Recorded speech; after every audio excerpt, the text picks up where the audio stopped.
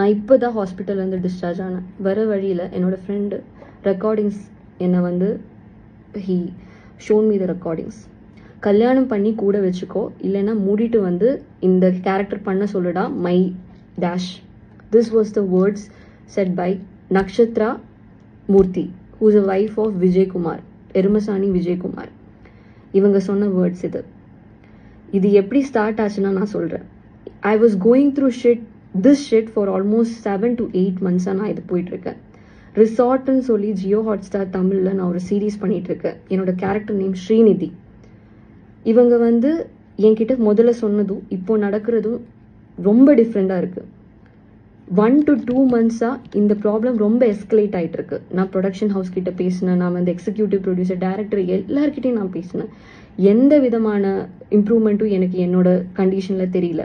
எல்லாருமே சொல்கிறாங்க விஜயகுமார் தான் இதோட ஹெட், அது அவங்க கிட்ட சொல்லுங்க, விஜயகுமாருக்கு தான் எல்லாம் தெரியும். இவங்க கிட்ட இப்போ கேட்டால் இல்லை ப்ரொடக்ஷன் ஹவுஸில் கேளுங்க, அவங்களுக்கு தான் தெரியும். I tend have work for almost 4 months. இவங்க 1 year அக்ரிமெண்ட் போட்டாங்க, லிட்ரல் லாக் பண்ணாங்க, ஸ்கேம் பண்ணாங்க என்ன.